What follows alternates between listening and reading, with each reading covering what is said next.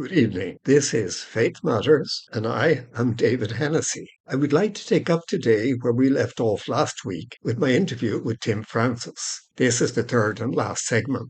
Tim was hooked on drinking and cocaine and was on the verge at least twice of dying as a result. Once he passed out in a hot tub after downing a half bottle of Jack Daniels, and another time, high in cocaine, he passed out while driving at 60 miles an hour.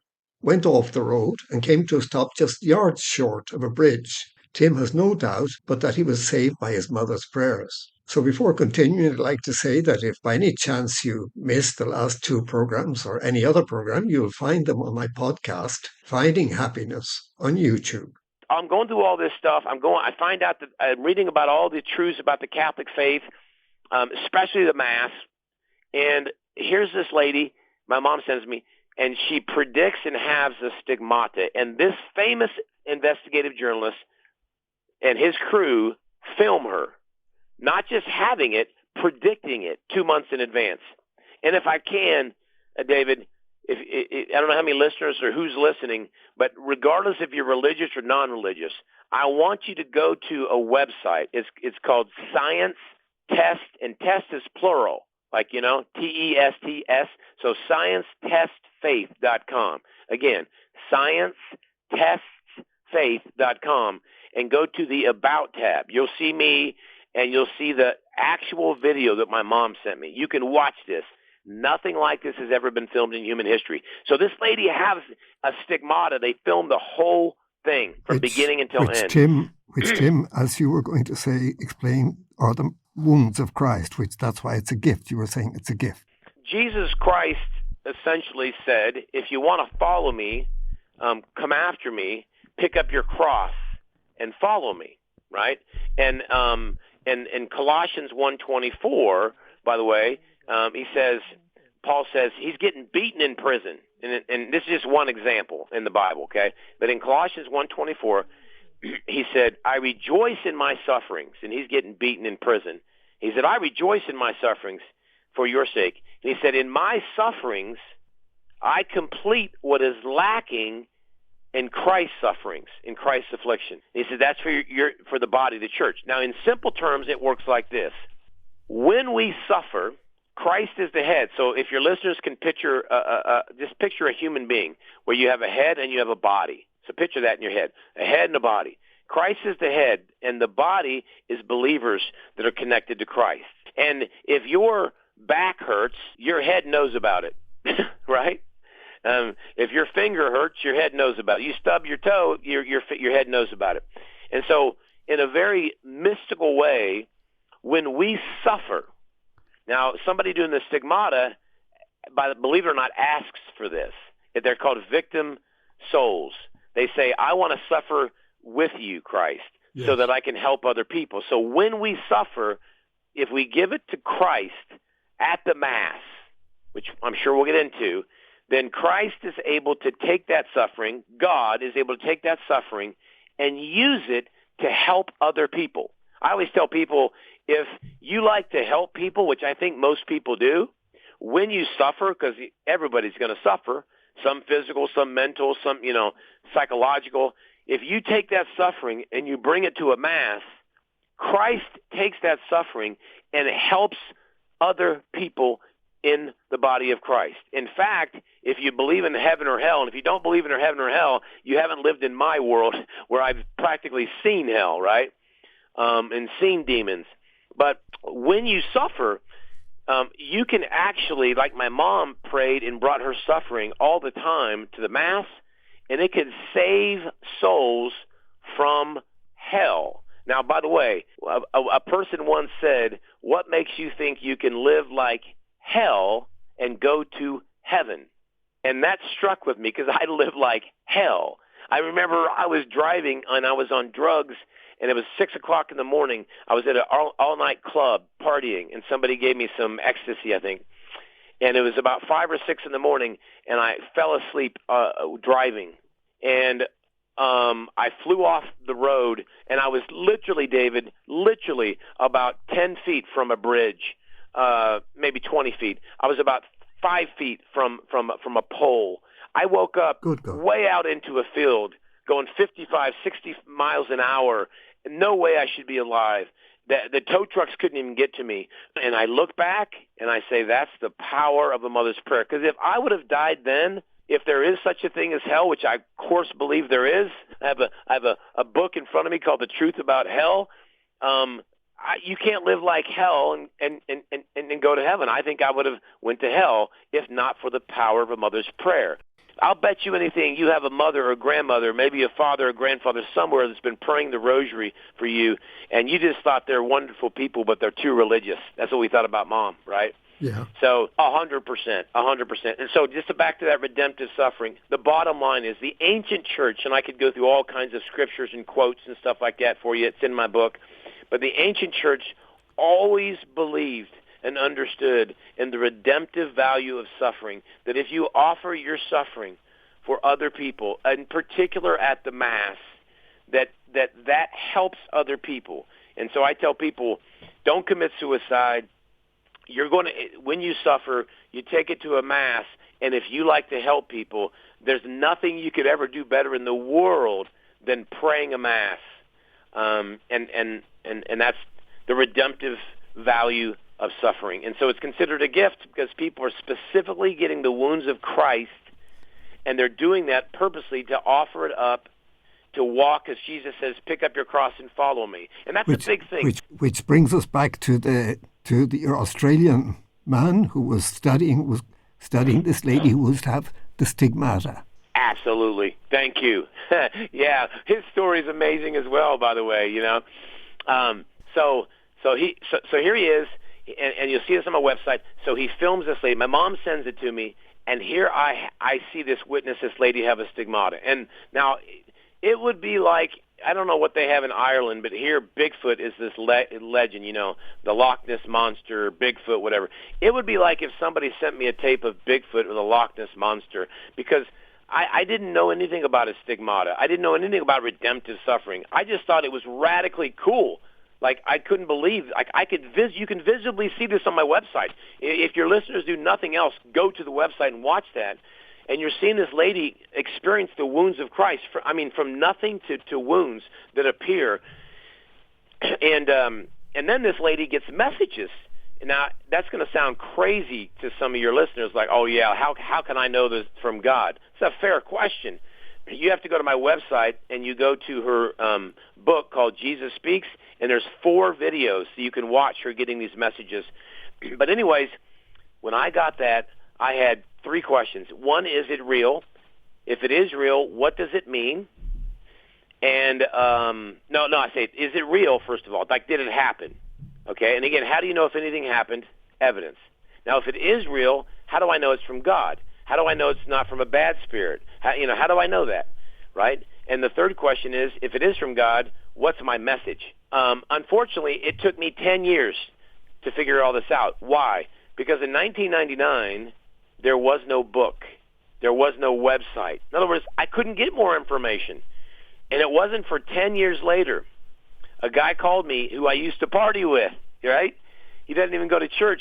It's just my mom, there was a thing called a VCR, right, where you plug a VCR tape in. I used to show that tape of the lady having the stigmata to everybody I know, even though I wasn't going to Catholic church, because it was so cool.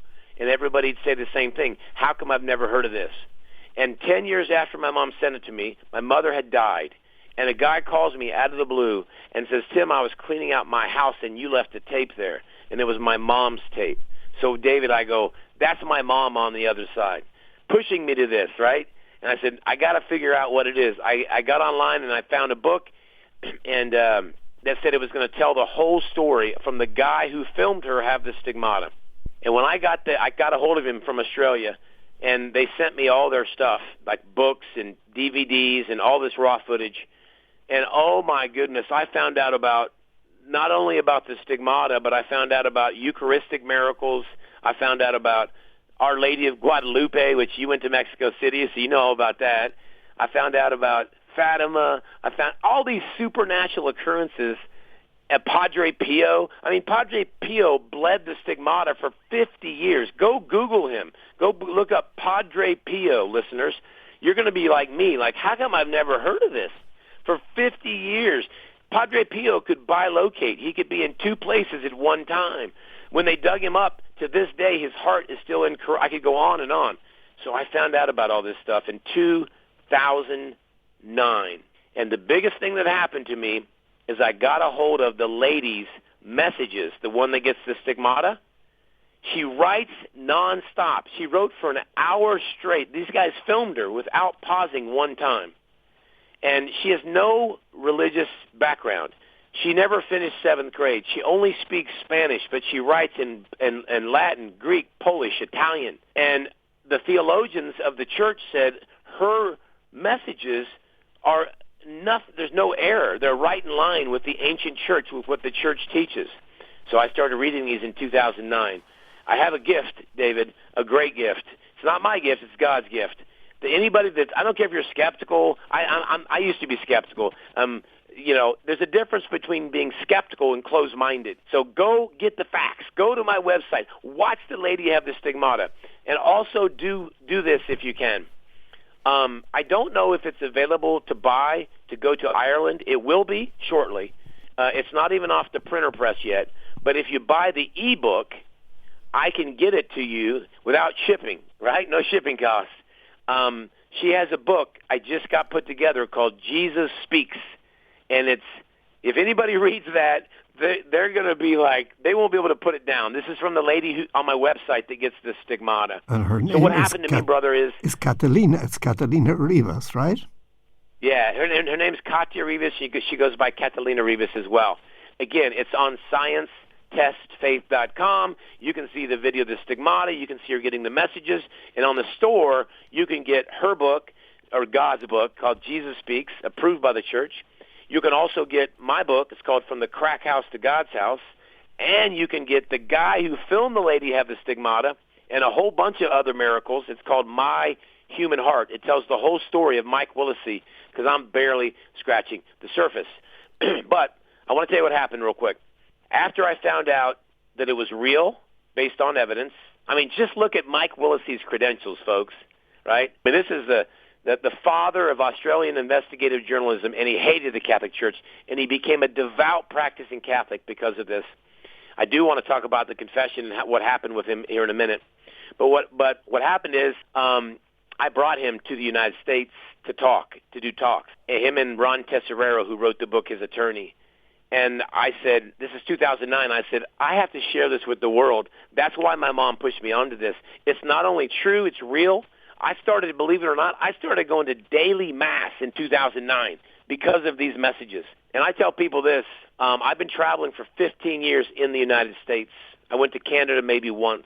I'll go anywhere. People say, can you come to here? Yeah, I will. It'd be expensive. I'm not going to pay for me. You have to pay me back on my travel. I don't charge anything to speak, but I can't afford to fly everywhere, time and money, right? But I've been putting on multimedia presentations, and your listeners can watch some of them online. In fact, email me from my website, and I will email you several presentations that were filmed.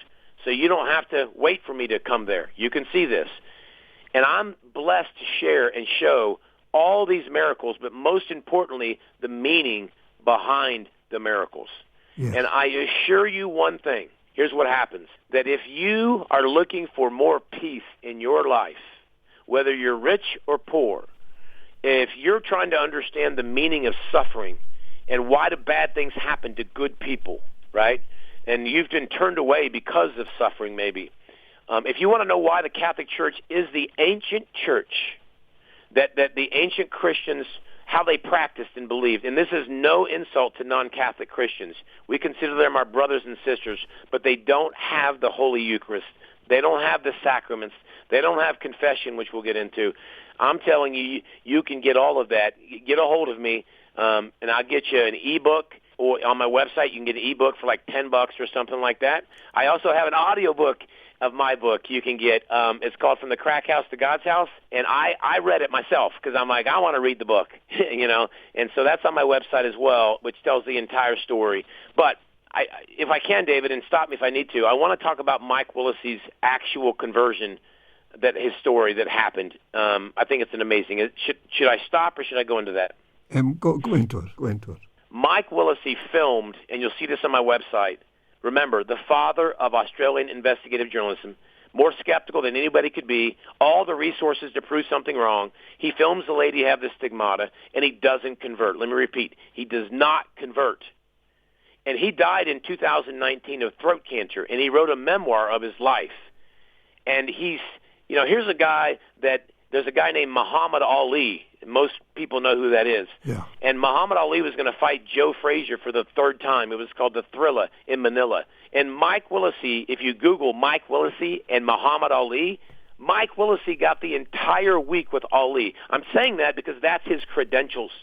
He had all the credentials.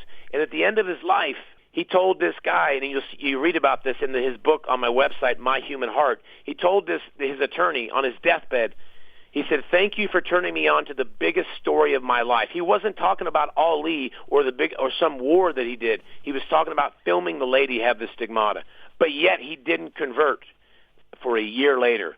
Here's how he converted. A year after he filmed what you'll see on my website, he owned a hotel in Australia, and he turned it into a fancy restaurant. And upstairs he had his office. So he paid for Catalina Rivas, who lived in Cochabamba, Bolivia at the time, and Father Renzo Cecilo, her spiritual director. You'll see him in the video on the stigmata. He paid for them to come to Australia. And in his memoir, on his deathbed, he's reflecting back on this. And he's going, I don't know why I didn't convert back in 99.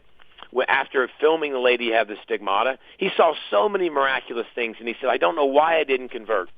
Like, I don't have an explanation for it. But a year afterwards, he invites them to his hotel. And he's proud, as he says in his memoir, I'm very proud of my restaurant. And you got to remember, Catalina and them are very poor. They live in a very poor place in Cochabamba, Bolivia. And he's very wealthy, so he wants to give them a treat. So they're sitting there, and they've got this restaurant, and there's like, you can picture 5-star chefs and all that kind of stuff. And the steak's about to come out. Now, Australia is known for their steaks, right? And here's Mike Willesee, the father of investigative journalism, this big money tycoon. And he's got all this stuff, and the steaks are about to come out. And Father Renzo Cecilo says to Mike, have you had your offices blessed? And Mike kind of laughs to himself because he's thinking, I haven't even had myself blessed. But just to be kind of respectful, he says, no, Padre, I haven't.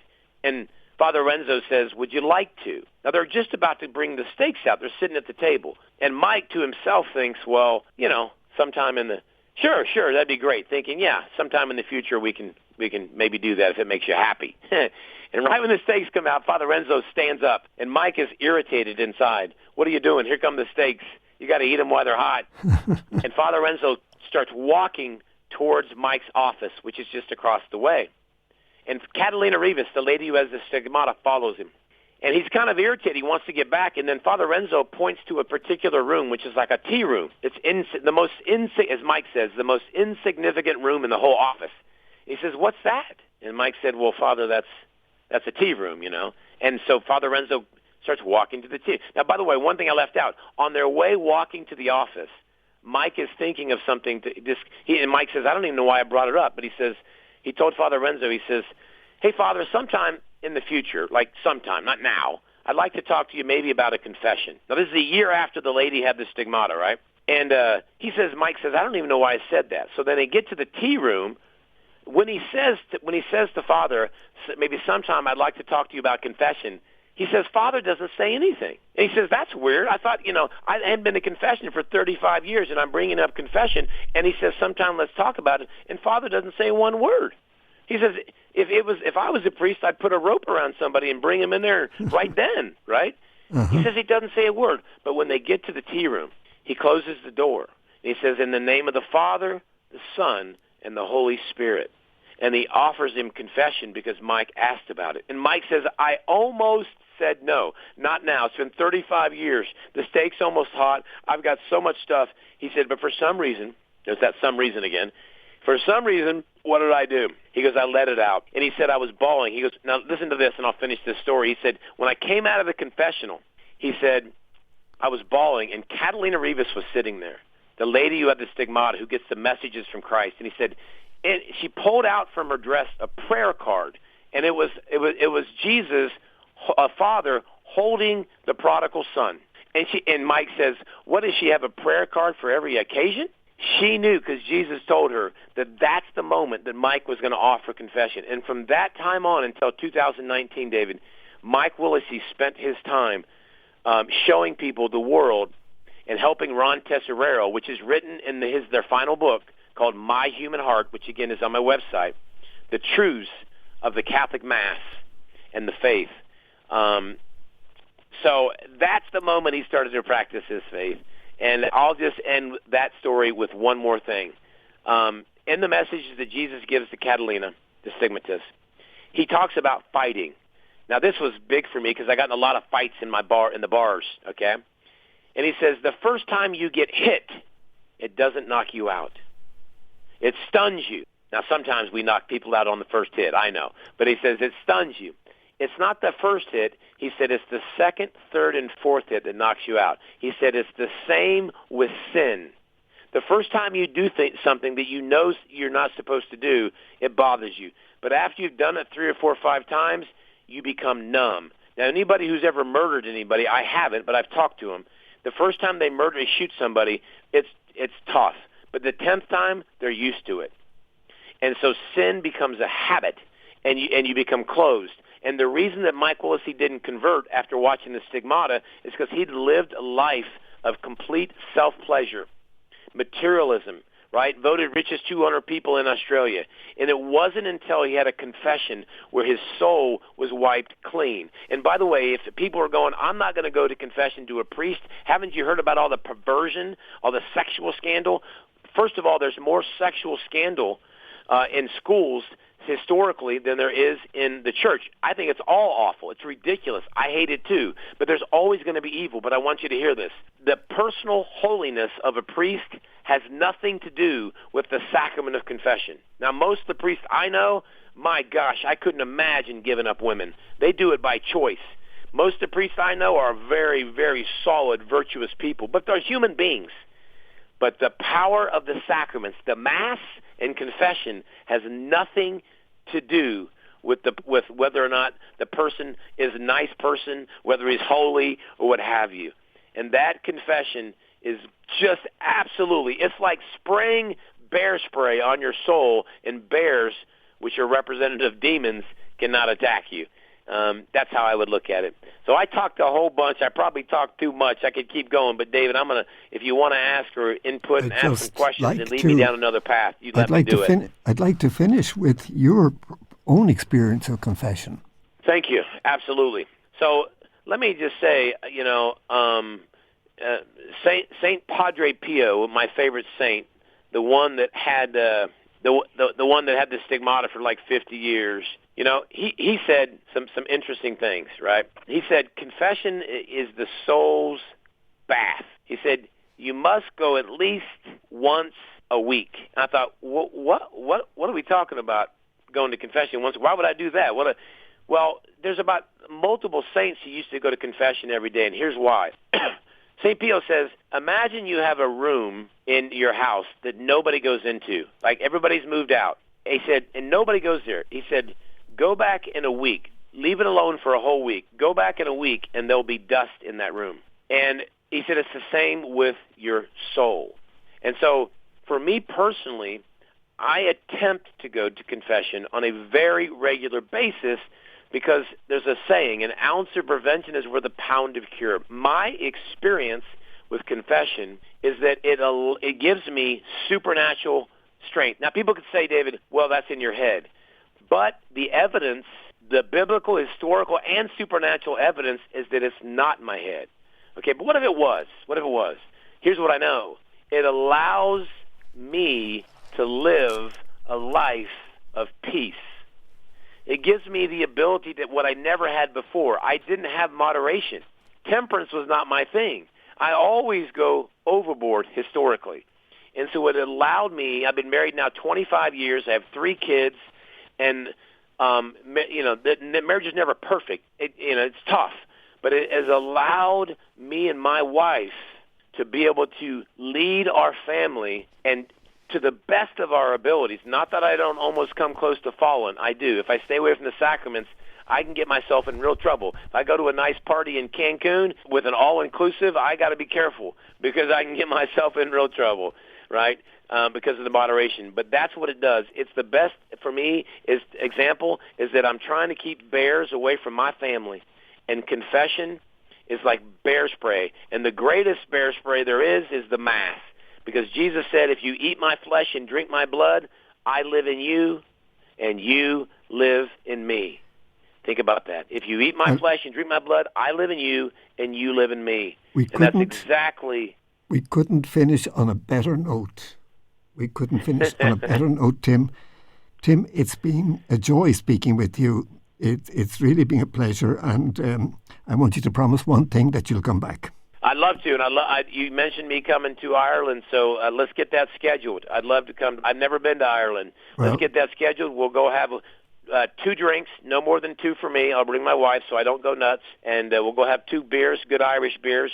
I think the pubs sound wonderful to me, but and then we'll go to Mass every single day, brother. Absolutely. Well, God bless you, Tim, and we'll be in contact. Thank you, David. God bless you. Thank you. Thank you, Patricia. God bless. Well, many thanks for listening in. Don't forget you can listen back to this program or previous programs on my podcast, Finding Happiness, on YouTube or Spotify. I look forward to having you back with us this time next week. And for now, good night and God bless.